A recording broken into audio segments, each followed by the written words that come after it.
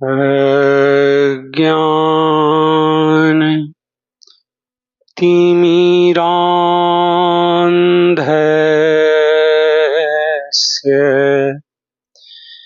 ज्ञानाञ्जन शलाकया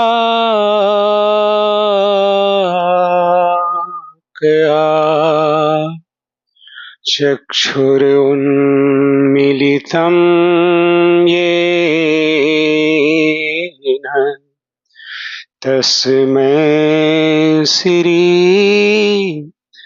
गुरुवे नमः।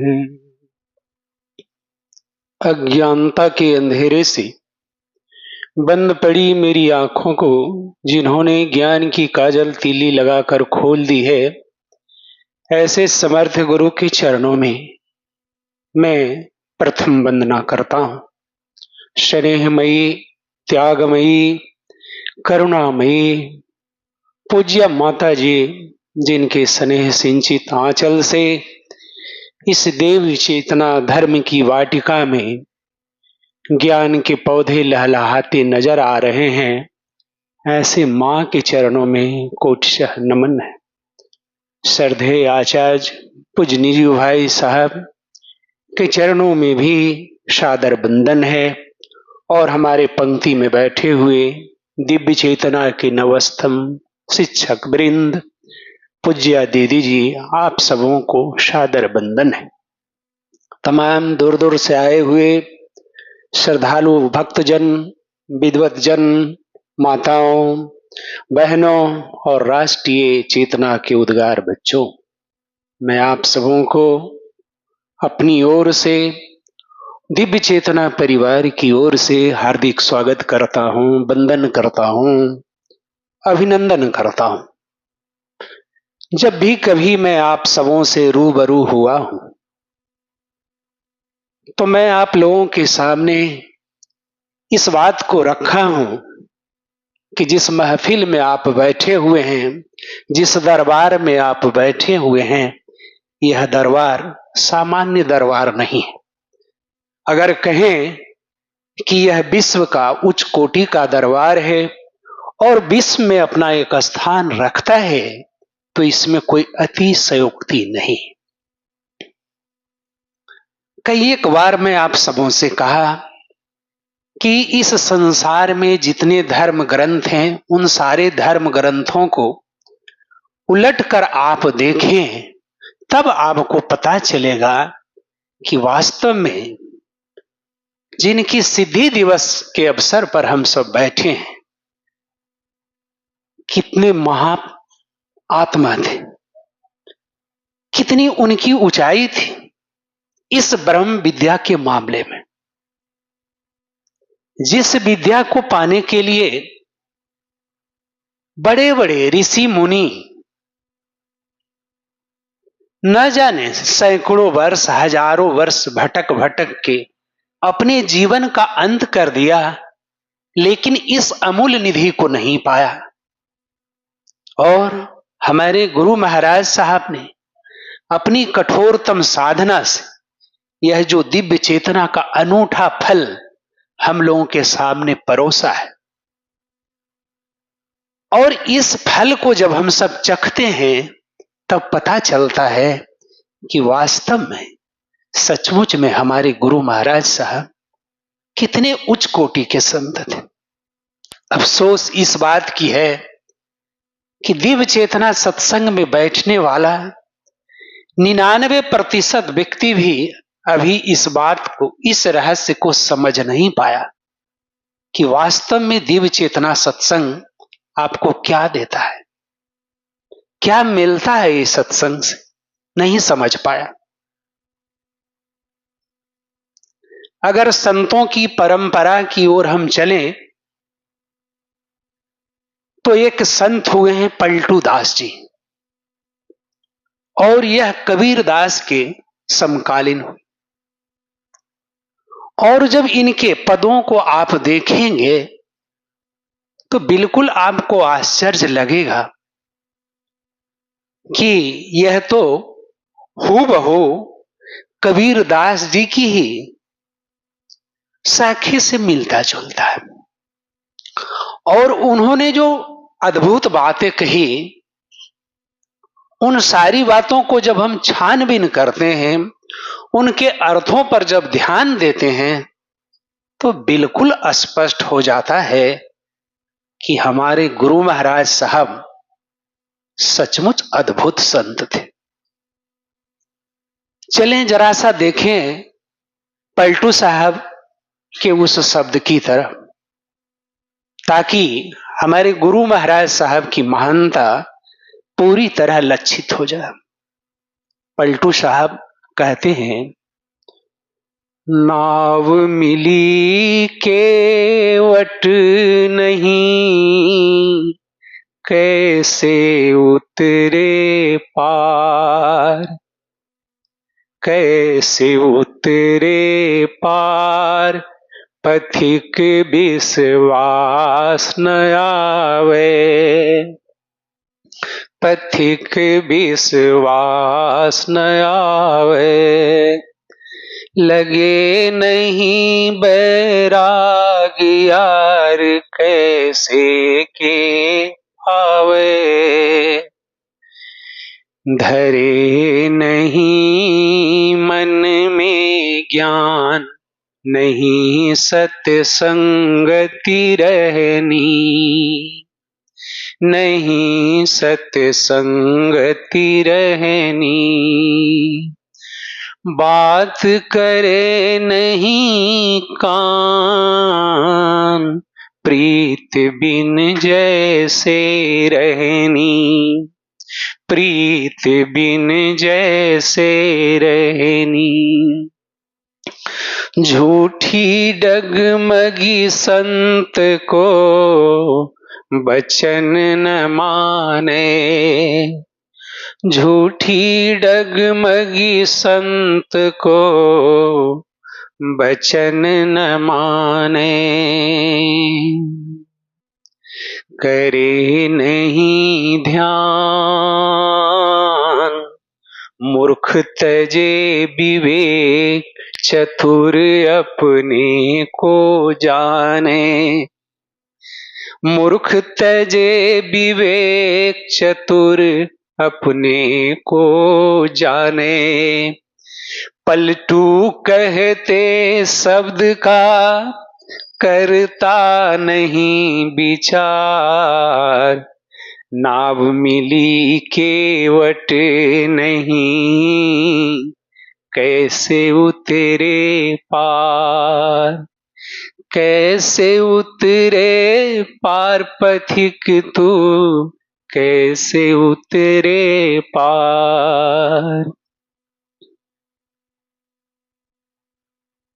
पथिक अपने जीवन पथ पर चला है और रास्ते में नदी के किनारे में उसे नाव मिला है, लेकिन नाव खूंटे से बंधा हुआ है और वह राहगीर चारों तरफ ढूंढता है केवट को, लेकिन केवट दिखाई नहीं पड़ता है। केवट नाव खेकर खूंटे से बांधकर अपना घर चला गया है, लेकिन उसे जल्दीबाजी है उस किनारे पहुंचने की, जाने की, और वह छटपटा रहा है।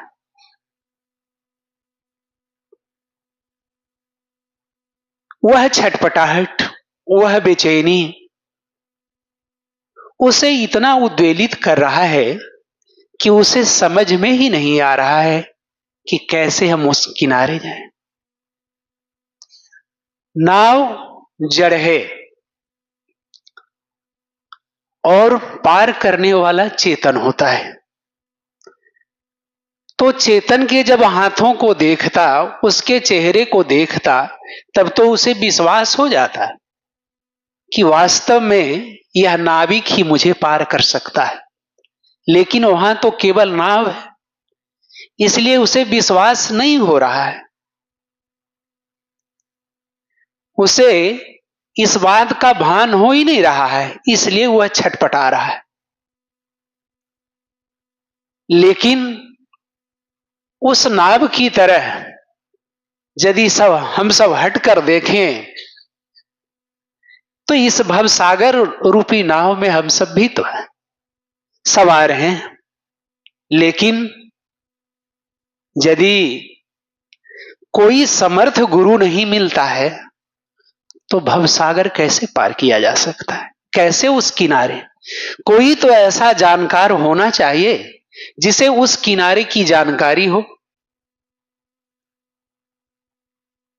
और यदि ऐसा केवट नहीं मिलता है, ऐसा नाविक नहीं मिलता है, तो क्या भरोसा वह पार कर पाएगा? कतई नहीं पार करेगा। और इस संसार में जितने शास्त्र हैं, वह शास्त्र क्या है? वह भी तो केवल नाव है, वह भी केवल काठ का नाव है।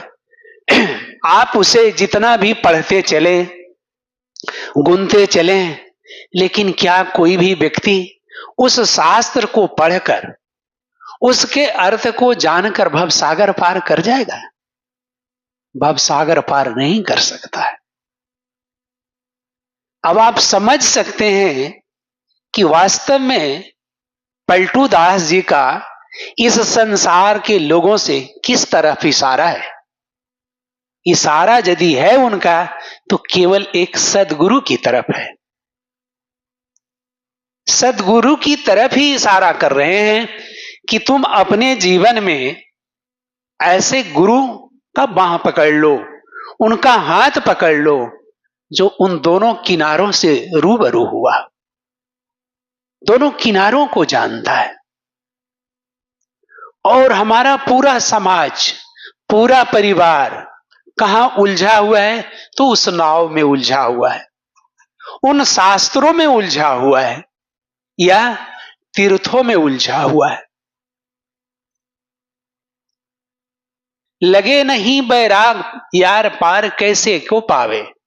बैराग की उत्पत्ति, बैराग की अवस्था किसी साधक के अंदर कब उत्पन्न होता है? जब गुरु की बताई हुई विधि से वह साधना प्रारंभ करता है और वह पीछे मुड़कर नहीं देखता है कि हमें क्या करना है। यदि वह पीछे मुड़कर देखता है तब वह असफल हो जाता है, अपने जीवन पथ से अलग हो जाता है। इसलिए कि समर्थ गुरु जो रास्ता तुम्हें दिया है, उस रास्ता से बेहतर रास्ता इस संसार में आज तक कोई वैज्ञानिक नहीं बना सका। विज्ञान में इतने सारे रिसर्च हो चुके हैं, रिसर्च की कमी नहीं है, सुख के साधन की भी कमी नहीं है, लेकिन कमी है तो ऐसे समर्थ गुरु की कमी है। ऐसे समर्थ गुरु को पाना कोई सामान्य बात नहीं है। यदि आप सबने पाया है तो वास्तव में आप जाने कि आपके जैसा भाग्यशाली व्यक्ति इस संसार में कोई नहीं, बशर्ते कि आप पीछे मुड़कर नहीं देखें।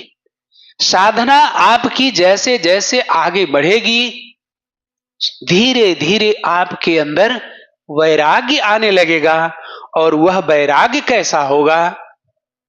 तो परिवार को छोड़ने की जरूरत नहीं पड़ेगी, घर को त्यागने की जरूरत नहीं पड़ेगी, बल्कि वह वैराग आंतरिक वैराग होगा, जैसा वैराग हमारे गुरु महाराज साहब के साथ था। हमारे गुरु महाराज साहब के अंदर पूर्णतः वैराग की अवस्था थी। आश्रम में रहते थे, घर में रहते थे, इस संसार में रहते थे, लेकिन हमारे गुरु महाराज साहब के अंदर न आश्रम रहता था, न घर रहता था, और न संसार रहता था। और अगर रहता कुछ था तो केवल कैवल्य रहता था, और वह परमपिता परमेश्वर की असीम सत्ता से भींगे हुए रहते थे। लेकिन कहां पहचान पाए हम सब, कहां समझ पाए कि इतना महान गुरु का सानिध्य हमें मिला। और वही बात देखिए पलटू दास जी दोहरा रहे हैं, लगे नहीं बैराग यार पार कैसे को पा। बिना बैराग की अवस्था प्राप्त हुए आप पार नहीं कर सकते हो।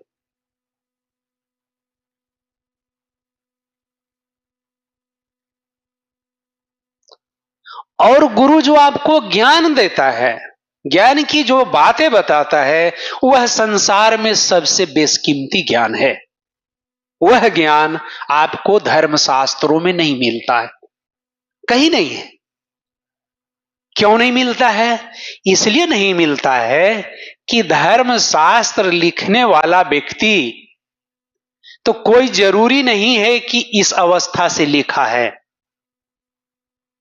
बड़े बड़े काव्य की रचना करने वाला, जिसकी रचना आप पढ़ते हैं, पढ़ने में पंक्ति इतनी सुंदर लगती है कि लगता है कि जरूर यह अनुभूति प्राप्त व्यक्ति होगा, और यदि आप उसके नजदीक जाकर देखते हैं तो वह मैखाने में नृत्य कर रहा है।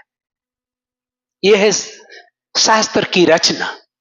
लेकिन एक सद्गुरु के पुस्तकों को आप देखें तो वह पुस्तकें भी आपकी आंखें खोलने लगती है कि वास्तव में यह ऐसे गुरु का लिखा हुआ है, ऐसे गुरु का ज्ञान है जिसने वर्तमान में जिया है और भूत और भविष्य की बात नहीं करता है, और अपने शिष्यों को भी वर्तमान में जीने की कला सिखा देता है।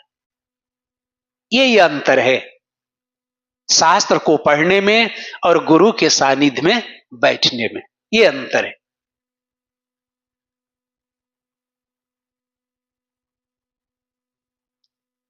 और कहता है कि तुम्हारी रहनी कैसा है, तो रहनी तुम्हारा ऐसा है कि संसार में ही ज्यादा रमे रहते हो। मन सुने नहीं, कान नहीं, सत्संगति रहनी। सत्संग भी अच्छा नहीं लगता है। जब भी कहीं सत्संग होता है तो लोग जाना नहीं पसंद करते। गुरु महाराज साहब से जुड़ा हुआ व्यक्ति भी इस रहस्य को नहीं समझ। इसीलिए मैं कह रहा था कि हमारे गुरु महाराज साहब से जुड़ने के बाद ही 99% लोग नहीं समझ पाया कि कैसी अनमोल विद्या हमारे गुरु महाराज साहब ने आपके हाथों में सौंपी। उनके बातों को हम कान में नहीं लेते हैं, सुने नहीं, कान नहीं, सत्संगति रहनी। तो हमने जो प्रीत बनाया, जो रिश्ता बनाया गुरु और शिष्य का, वह रिश्ता कमजोर पड़ जाता है। यदि बार बार हम सत्संग अटेंड नहीं करते हैं, सत्संग में नहीं बैठते हैं, तो धीरे धीरे रिश्ता कमजोर हो जाता है। और जो ऊर्जा गुरु देना चाहता है, जिस ऊर्जा से हमारे अंतःकरण का विकार बाहर होता है और हम वर्तमान की अवस्था में पहुंचते हैं, वहां पर पहुंच नहीं पाते। अब आप सोच सकते हैं कि इतने उच्च कोटि के संत पलटू दास जी कितनी ऊंची बात कह रहे हैं।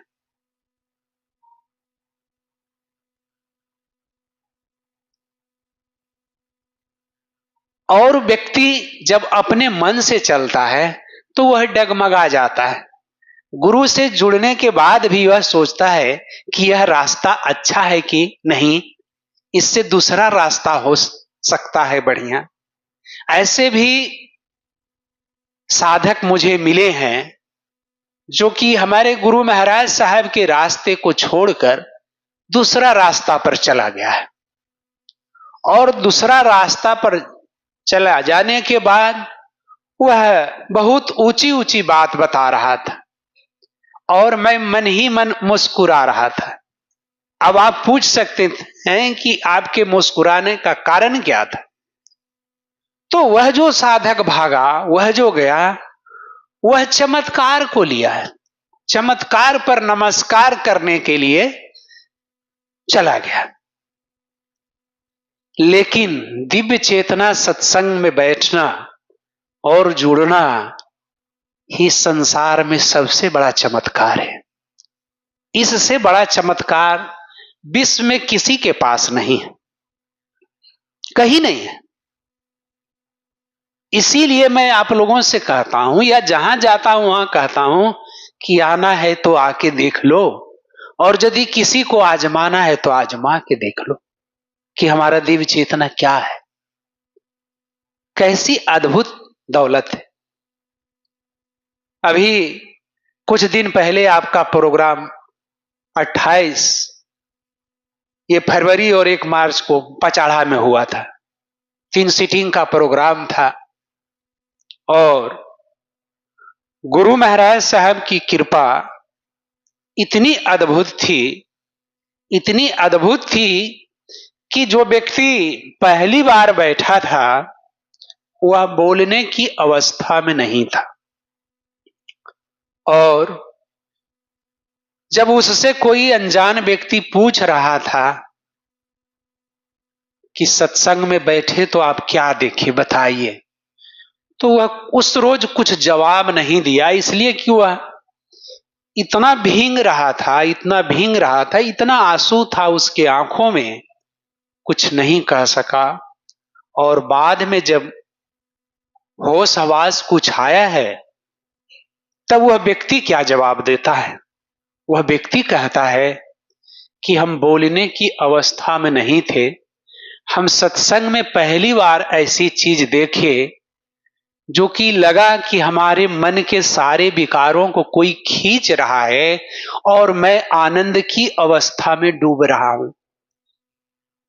यह कहना कोई संत और महात्मा की नहीं, मैं बता रहा हूं, अनजान व्यक्ति था और पहली बार सत्संग में बैठा था। ये दिव्य चेतना की बात मैं कर रहा हूं, सत्संग की।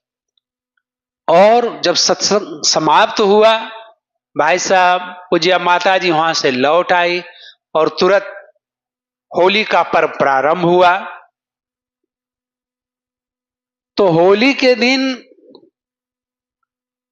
डॉक्टर अविनाश से एक व्यक्ति हाथ पकड़कर ये स्वीकार कर रहा था कि वास्तव में सत्संग की महिमा हम अवर समझे जिस सत्संग को तुमने कराया।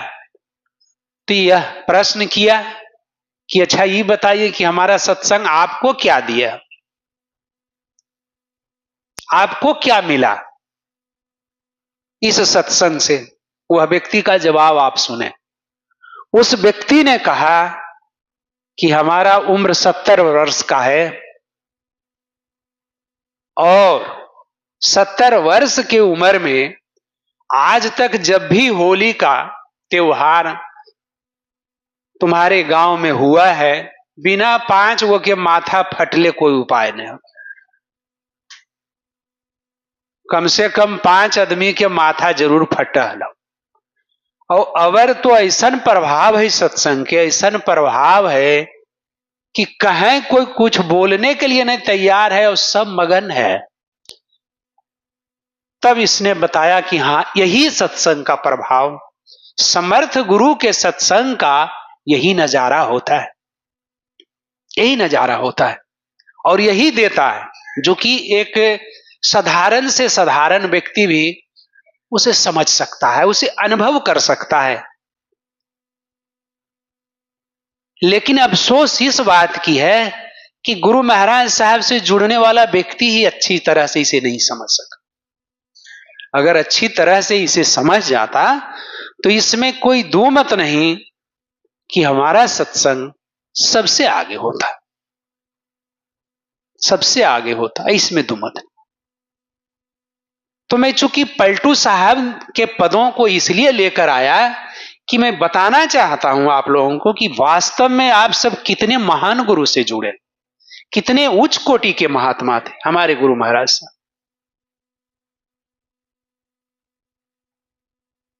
तो एक एक शब्दों को उन्होंने इस ढंग से उकेरा है कि हर एक साधक जो गलती करता है उसी गलती को पलटू साहब ने आपके सामने रखा है। डगमगाने की बात, मतलब साधक इधर से उधर होता है, उसी बात को उन्होंने डगमगाना कहा। सुने नहीं बात डगमगाए, संत की बात न माने, मूर्ख तजे विवेक, चतुर अपनों को जाने। विवेक पैदा होता है सत्संग से, सत्संग से कटना चाहता है, सत्संग से बचना चाहता है तो विवेक लेता ही नहीं और वो अपने को समझ रहा है कि हम चतुर हैं, हम होशियार हैं। गुरु जो कह रहा है, संत जो कह रहे हैं उन्हें होशियार है और हम अपने को होशियार। पलटू कहते शब्द का करता नहीं विचार। शब्द क्या? वह शब्द जो शब्द आपको गुरु ने दिया है। कौन सा शब्द? जिस शब्द को आपने गुरु से पाया है, गुरु से लिया है, उसको आपने आज तक नहीं समझा कि यह इतना छोटा सा शब्द हमें उस किनारे तक ले जा सकता है, उस किनारे तक ले जा सकता है। उसी लास्ट पंक्ति में पलटू दास जी कहते हैं कि पलटू कहते शब्द का करता नहीं विचार, पार कैसे को पावे। नाव मिली केवट नहीं, कैसे उतरे पार। जितने शास्त्र हैं सब वही है। काश मोहम्मद मिल जाते तो हमारी समस्या का समाधान हो जाता, लेकिन हाथ में कुरान मिल गया। काश हमें कृष्ण मिल जाते तो उस विद्या को हम सब प्राप्त कर लेते, लेकिन गीता मिल गया, हम सब गीता में उलझे। कोई भाई ईसा को नहीं प्राप्त करके बाइबिल में उलझा हुआ है। यही पूरे संसार की अवस्था इतनी दयनीय है कि सारे शास्त्रों को पढ़कर मर रहा है, लेकिन सद्गुरु के पास जाना उचित नहीं समझता है। और सद्गुरु जिस दिन मिलता है उस दिन कहता है कि बेटा इन शास्त्रों को किनारे कर दो, इन शास्त्रों में कुछ भी नहीं है, इन शास्त्रों से तुम्हारा भला नहीं है। अगर भला है तो उस समर्थ गुरु के शब्द से तुम्हारा भला है, जिसमें अद्भुत रहस्य छुपा हुआ है। नहीं तो क्या जरूरत थी हमारे गुरु महाराज साहब को। गुरु महाराज साहब पूर्ण हो चुके थे। गुरु महाराज साहब के अंदर ये बातें आ गई थी कि हमारा सारा कार्य पूर्ण हो चुका है, हम इस स्थूल शरीर को हटाकर चल सकते हैं। लेकिन दिव्य चेतना ने ही आवाज दी गुरु महाराज साहब के अंदर कि नहीं, तुम्हारा काम हो चुका है, लेकिन संसार के लोग तो रास्ता भटके हुए, इसलिए तुम संसार के लोगों को रास्ता दिखाकर ही चलो वहां से, तब जाकर के तुम्हारा कार्य पूर्ण होगा। और इसी तिथि में गुरु महाराज साहब को परमात्मा ने आदेश दिया था कि जाकर अब लोगों को तुम इस ज्ञान को दो, इस ज्ञान को बांटो, जिस ज्ञान को जान लेने के बाद इस संसार में कुछ जानना शेष नहीं रह जाता है। यही सिद्धि दिवस है, यही सिद्धि दिवस है जिसके अवसर पर हम सब उपस्थित हैं। ओम शम।